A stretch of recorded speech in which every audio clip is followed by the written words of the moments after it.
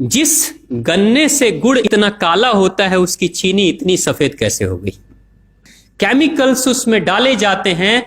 और मैं एक चीनी मिल के अधिकारी जो मैनेजर है, मैं उनकी बात आपको बता रहा हूं। उन्होंने कहा कि मुझे लगभग 12 साल हो गए चीनी मिल में काम करते हुए, और जब से मैंने काम करना शुरू कर दिया चीनी मिल में, तभी से मैंने घर में चीनी लाना ही बंद कर दिया।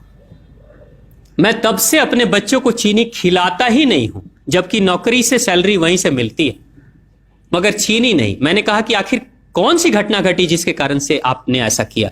तो उन्होंने बताया एक छोटी सी घटना कि चीनी मिल में जो ये पानी निकलता है ना, चीनी के बनने के बाद उस प्रोसेसिंग में जो पानी निकलता है, उस पानी में वो सारा केमिकल भी मिक्स रहता है, और उस पानी को चीनी मिल वाले लोग अक्सर एक टंकी में जमा करके रखते हैं।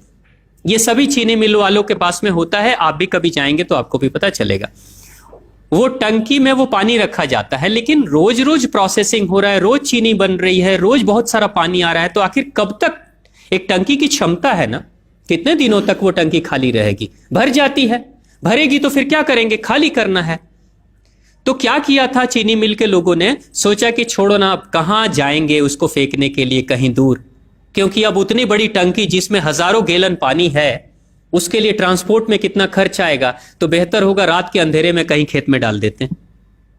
क्योंकि जनरली फैक्ट्रियां तो होती हैं ऐसे ही बिराने में, तो कहीं डाल देते किसी खेत में, क्या पता चलेगा पानी है कि चीनी मिल का पानी है, क्या है। तो ये सोचकर मैनेजमेंट वाले लोगों ने रात में ही उस पानी को खेतों में छुड़वा दिया, और नतीजा यह हुआ कि उस खेत की सारी फसल जल गई, मिट्टी बंजर हो गई।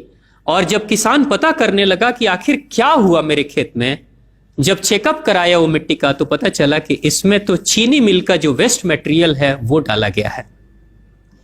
तब उसको खबर मिली कि हां, किसी स्टाफ ने बताया कि हां, हमारे चीनी मिल से ही पानी डाला गया था आपके खेत में, और पूरी मिट्टी बंजर हो गई। उसने केस कर दिया और चीनी मिल वाले को मुआवजा देना पड़ा लाखों रुपए। तभी से वो स्टाफ कहते हैं कि जो मिट्टी को बंजर कर दे वो इंसान के शरीर में जाए तो क्या करेगी। उसी के बाद से मैंने अपने घर में चीनी लाना बंद कर दिया। और सच्चाई है, लगभग अगर आप देखेंगे तो अंग्रेजों के आने के समय अंग्रेज पहला चीनी मिल इन्होंने भारत में ही लगाया था। पहला चीनी मिल भारत में ही अंग्रेजों का लगा, और अंग्रेजों ने चीनी की शुरुआत की। भारत के लोग गुड़ खाते थे, चीनी नहीं खाते थे, उन्होंने बहिष्कार किया, बिल्कुल नहीं। लेकिन चीनी और चाय पत्ती दोनों के लिए लोगों को तैयार किया गया था। चाय पिला पिलाकर फ्री में, चीनी के लिए तैयार किया गया और चाय के लिए भी तैयार किया गया।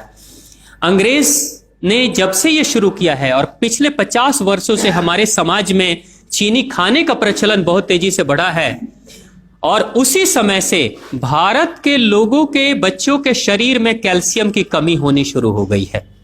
अगर कोई मां, अगर कोई बहन जो गर्भवती हो, गर्भकाल के दौरान अगर चीनी का सेवन अगर कोई बहन कर रही हो, तो चांसेस ज्यादा होते हैं गर्भपात होने के। कोई मां अगर बच्चे के जन्म से पहले 1 साल पहले से ही चीनी छोड़ दे और सामान्य भोजन करे, अपना ही दूध बच्चे को पिलाए, और कम से कम 5 साल तक बच्चे को चीनी ना खिलाए, खुद को चीनी ना खिलाए, उस बच्चे को कभी भी ऑस्टियोपोरोसिस की समस्या नहीं हो सकती। कैल्शियम की कमी उसके शरीर में कभी नहीं होगी। चीनी जब जाती है आपके शरीर में, तो बाहर जब निकलती है तो अकेले नहीं निकलती, कैल्शियम लेकर निकलती है। चीनी कैल्शियम लेकर निकलती है, हड्डियों को गलाकर निकलती है। और जिसके शरीर में कैल्शियम की कमी हो जाती है, उसके शरीर में मैग्नीशियम, पोटेशियम, आयरन सबकी कमी हो जाती है। कैल्शियम वो तत्व है कि जिसके शरीर में कम हो जाए, सारे तत्व कम हो जाएंगे, और कैल्शियम की कीमत पे चीनी हम खाते हैं।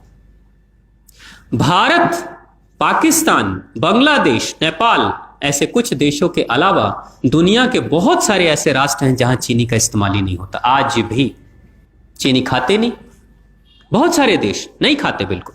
आप गुड़ खाया करिए, वो ज्यादा बेहतर है, चीनी को छोड़िए।